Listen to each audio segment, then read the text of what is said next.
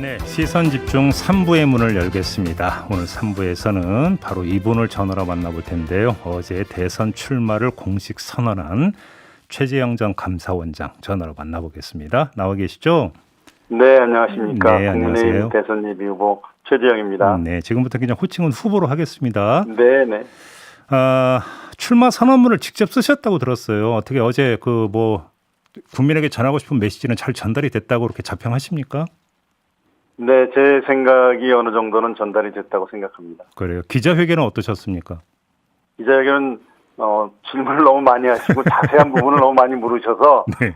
제가 제대로 답변 드린 부분이 좀 있습니다. 그러니까요. 바로 그 점 때문에 저도 질문 드리는 건데 모르겠다, 더 공부하겠다 이런 답변이 반복이 되니까 네. 한 기자가 너무 준비 안 된 거 아니냐라고 직격성 질문을 던지던데 네. 어제 그 기자회견 끝나고 좀 어떠셨어요? 좀 너무 준비 안 된 거 아니냐라는 기자의 어떤 문제 제기성 질문에 대해서 지금이라도 답변을 주신다면 어떤 말씀 주시겠습니까? 제가 적당히 얼버무리거나 또 우리 팀에서 준비한 답변 외워서 말해도 된다 이런 조언이 있었지만은 제가 잘 모르는 부분에 대해서는 모른다고 말씀드린 게 맞다고 생각해서 그렇게 말씀드렸고요.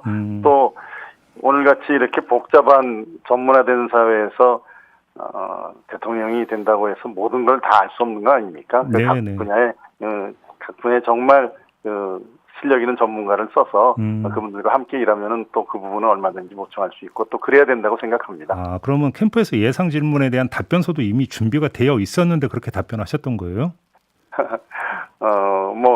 앞으로 전문가들과 상의해서 하면 하겠습니다. 이러면서 잘 모르는 사항에 대해서 그렇게 질문하라는 내용도 있었는데 답변하라는 것도 있었는데 제가 모르는 건 모른다 그래야죠. 알겠습니다. 무너져가는 나라를 더 이상 보고 있을 수만은 없었다라는 말씀을 하셨는데 이게 출마의 가장 주된 이유 이렇게 해석을 하면 되는 거죠? 네, 그렇다고 보시면 되겠습니다. 근데 무너져간다라고 하는 게 어떤 걸 뜻하는 걸까요?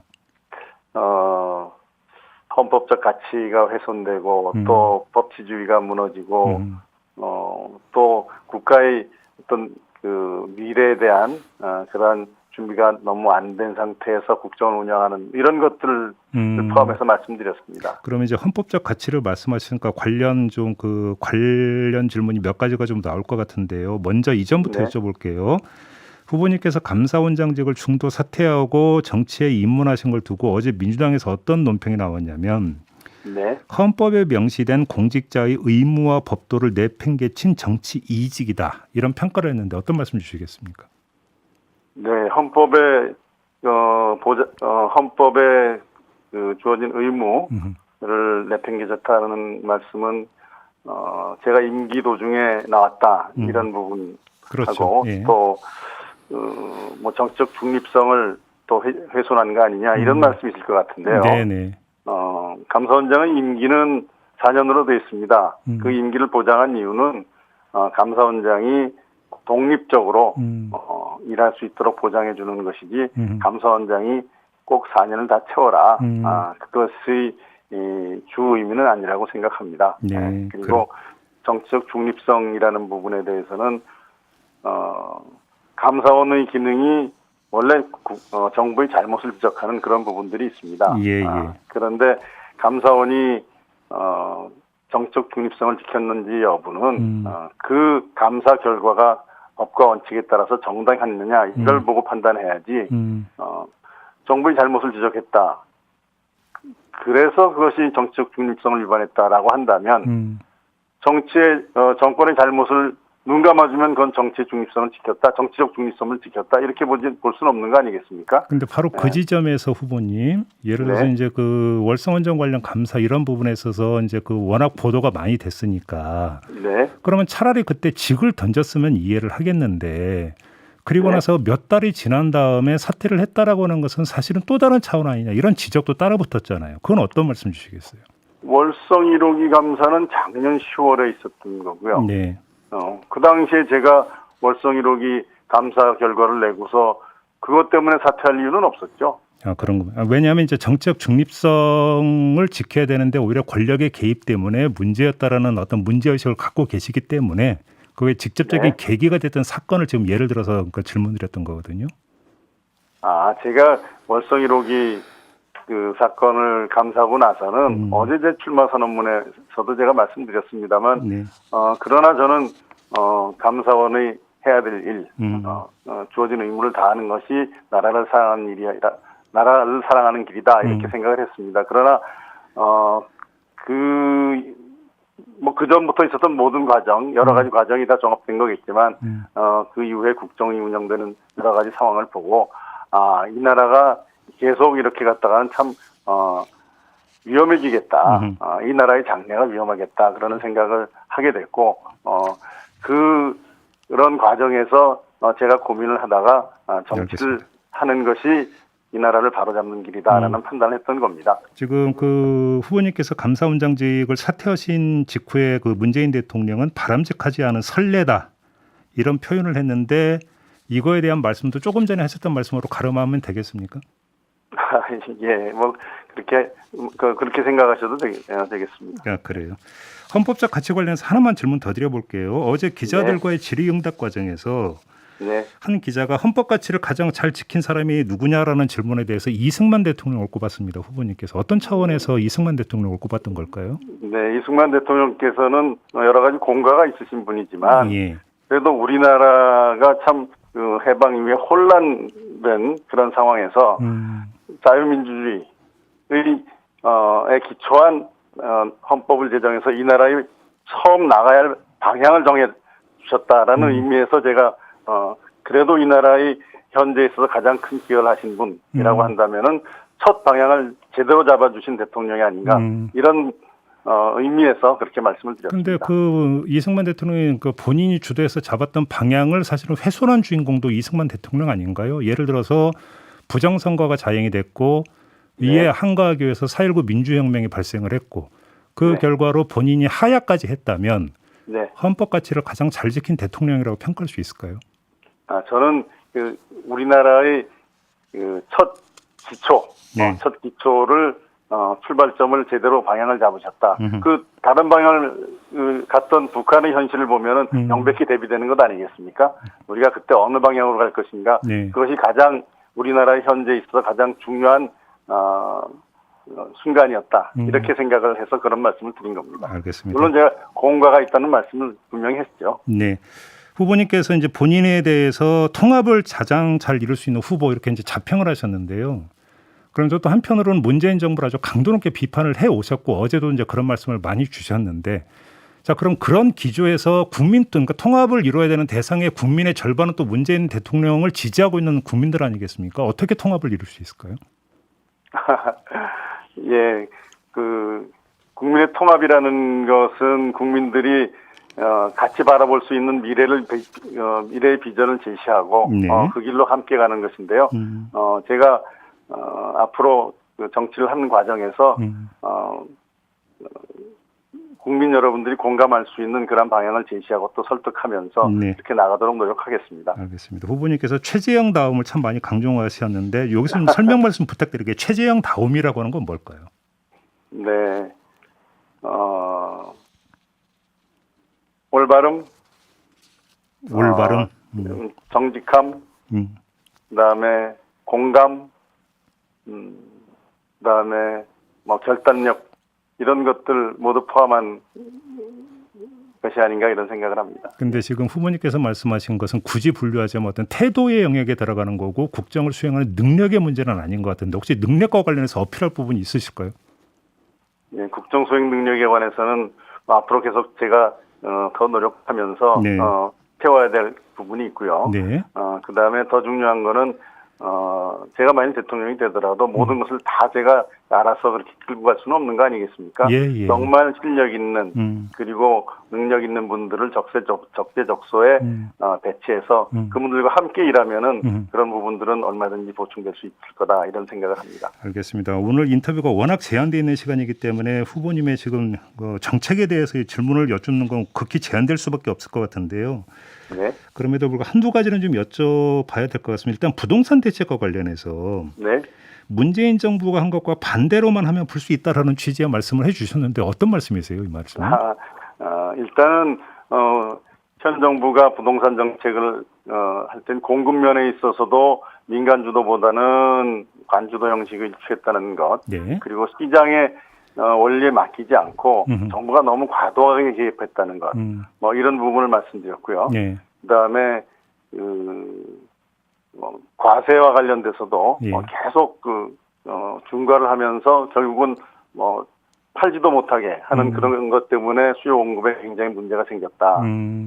뭐 이런 것들을 지적하면서 그거와는 좀 반대 방향으로 가서 시장에 맡기면은 네. 부동산 문제가 풀릴 수 있지 않느냐.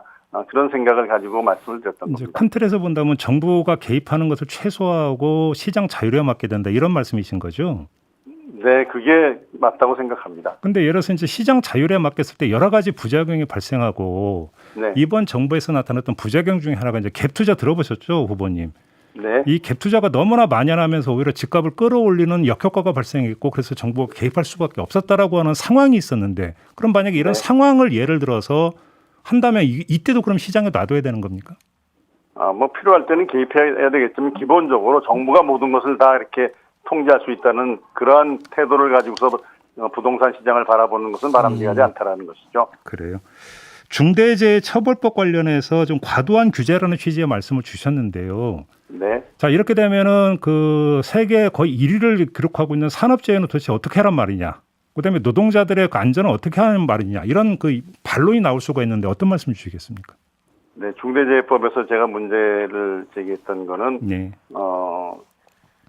실제 근로자를 감독하고 근로자를 지휘할 수 있는 지위에 있는 그러한 사업자가 아닌 도급자라든지 그 위에 있는 기업에 대한 책임자까지 처벌하는 것은 책임의 원칙에 자기 책임의 원칙에 좀 반하지 않느냐 그런 점을 지적한 겁니다. 근데 지금 중대재해처벌법 같은 경우는 바로 어떤 그 하도급 업체에게 책임을 떠넘기고 빠져나가는 원청, 특히 원청의 네. 경영자나 이런 사람들을 규율하기 위해서 지금 만든 법안으로 저는 알고 있는데요. 네. 그게 잘못 적용하게 되면은 예. 오히려 과도하게 본인이 책임질 수 없는 영역의 사고에 대해서 책임지게 하는 것은 그거는 바람직하지 않다. 그렇게 말씀드립니다. 근데 산업 현장에 가면 사실은 갑과 을의 관계가 분명히 있지 않습니까? 그래서 그러니까 네. 갑의 우월직 지위를 이용한 을의 안전을 내팽개치는 현실을 잡고자 지금 규제가 들어간 거 아닌가요? 예, 그런 부분이 있겠지만 그 적용에 있어서 너무 그러한 획일적으로 그렇게 규정하는 것은 좀 과도하다 이런 생각입니다. 알겠습니다. 자, 정치 영역으로 좀 넘어가서 그러니까 거의 모든 언론이 후보님을 이제 그 보도를 할 때 윤석열 후보와 이제 상관관계 속에서 보도를 하는데 좀 불만이십니까, 후보님? 그렇지 않습니다. 그 후보자들 사이에 서로 비교하고 이런 것들은 얼마든지 하실 수 있는 거겠죠. 근데 이제 언론에 이제 그 후보님과 윤석열 후보를 비교를 하면서 거의 이제 대체 관계로 설정해 놓고 비교를 하고 있는데 이 점은 어떻게 받아들이세요? 대체 관계라고 보시는 거는 그분들이 보시는 시각이고요. 예. 저는 대체 관계가 아니라 저 나름대로의 장점과 강점을 가지고 대선 후보로 나왔다. 이렇게 말씀드리겠습니다. 지금 후보님께서 말씀하신 제 나름의 장점이라는 표현을 좀 받아서 그럼 질문을 좀 드려볼게요. 그러니까 후보님만의 유일한 특장점이라고 할까요? 국민한테 어필할 수 있는 게 뭐라고 생각을 하세요? 제가 가지고 있는 장점이라면은 현재의 분열적인 이러한 우리나라의 내전적인 분열 상태를 종식시켜야 된다. 네. 그러기 위해서는 이런 분열 상태를 야기한 여러 가지 사안으로부터 자유로운 그러한 사람이 통합의 구심점이 될 수 있다라는 점, 이 점을 말씀드리고 싶고요. 네. 그다음에 국민들과 공감하고 또 국민들을 섬기는 그런 마음을 가진 리더가 국민들로부터 지지를 얻어낼 수 있다. 이렇게 네. 말씀드릴 수 있겠습니다. 내전적 분열 상태를 지금 강조를 하셨는데 어제도 이제 그런 말씀을 주셨던데요. 근데 네. 내전적 분열 상태 한 축을 형성하고 있는 국민의힘에 지금 입당을 하신 상태에서 그게 원활하게 이루어질 수 있을까요? 그럼 노력해봐야죠. 네. 알겠습니다. 김영우 상황실장하고 저희가 이제 인터뷰를 한 적이 있었는데요. 이때 네. 김영우 상황실장께서 어떤 말씀을 주셨냐면 윤석열 후보 가족에 대한 여러 의혹에 대해서 우린 절대 비판 안 한다. 이렇게 이제 말씀을 하신 바가 있는데 이건 또 후보님의 뜻이기도 하다라는 것으로 이제 인터뷰에서 말씀을 하셨는데 맞습니까? 네, 그렇습니다. 여러 가지 가족 관계, 본인과 관계없는 가족 관계에 대해서는 예. 그것을 뭐 국민들께서 관심 있는 부분들도 있겠지만 예.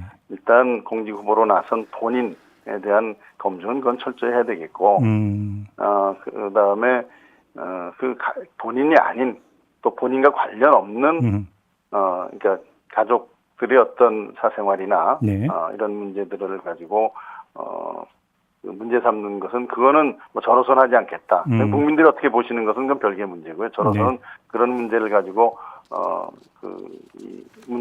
그런 것을 가지고 문제를 삼지는 않겠다. 이런 뜻으로 제가 그런 생각을 가지고 있고 네. 김영우 실장도 그런 뜻으로 말씀드린 겁니다. 알겠습니다. 이제 오늘부터 민심 행보 시작하신다고 들었는데요. 오늘 처음 네. 어디부터 방문을 하실 계획이세요? 경남 진해, 지금은 창원시 진해구가 됐죠. 예, 네. 예. 예, 제가 태어난 곳입니다. 아, 예. 그래서 제가 태어난 곳에서 먼저 출발을 해서 음, 창원, 대구, 경북 지역 방문할 예정입니다. 알겠습니다. 자, 오늘 말씀 여기까지 드릴게요. 고맙습니다, 후보님. 네, 예, 감사합니다. 네, 지금까지 최재형 국민의힘 대선 예비 후보였습니다.